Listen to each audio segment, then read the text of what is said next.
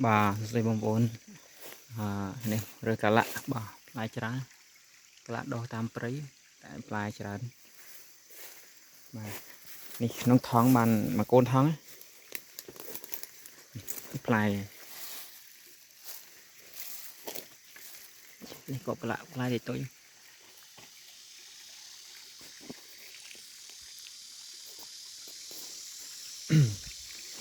bà đi lại chú lăng lấn lấn này về chú mong về hai một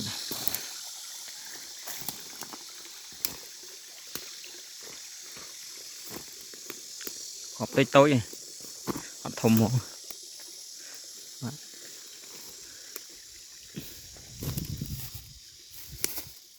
chỗ này bà này ta căn số một đại lại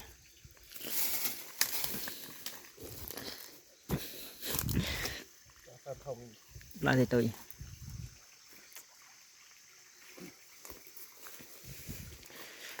này miền tắc hồ mà tôi mơ lớn ui nên cá đây là ăn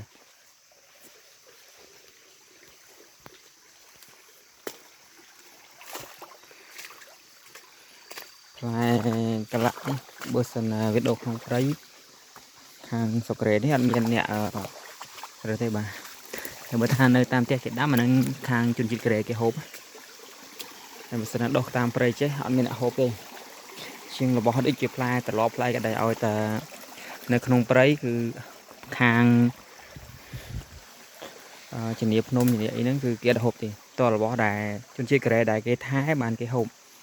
bữa sân là đồ trao tam prey tam ấy nó cứ kẹt hộp thì chị ăn tặng anh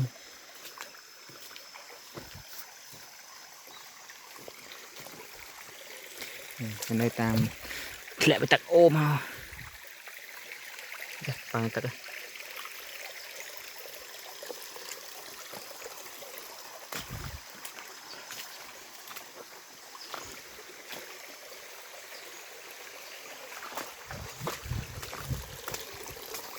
lại tới tôi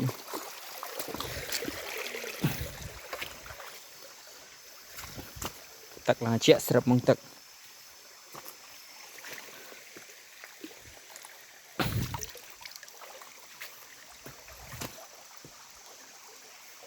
nhiều bên tra này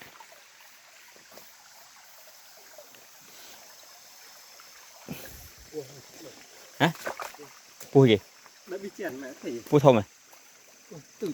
pua ba cái khư này nó không tặng này chị đã vượt đấng mình các bạn này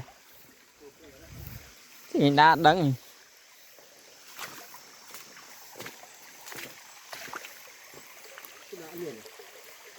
cái cắt mà mình khơi chở là về cái nước không bộ rồi đúng không ạ ai nhiều đầm toàn lẹ rồi mà hai chứ rồi kẹp rồi một đòn nó không nồng đừng thấy do đi mua apply cắt màu dòng đóm gì nụ thì nó không fly là to hai chứ nhiều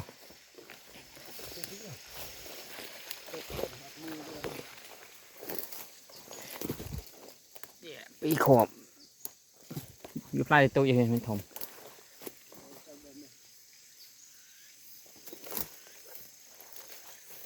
nên không fly nào tội rồi hay rồi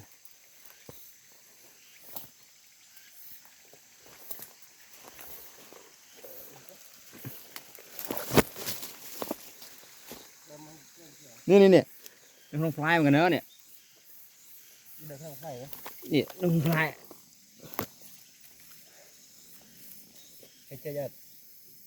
trời một đại gì này hai gì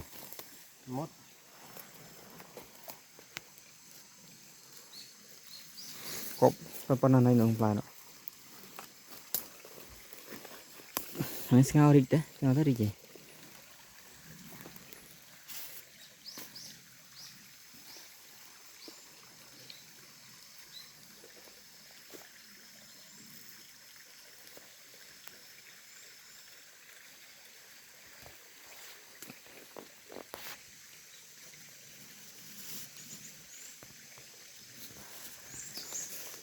Đấy mà, dạ đây đấy.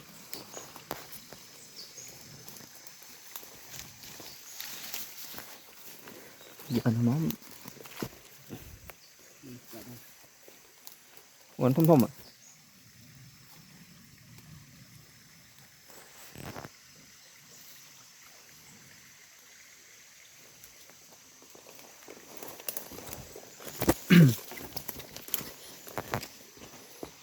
lại một món phần ăn sân hái từ rồi mà khang sân là sàn này vợ sầm miền thống miền tả pla để tôi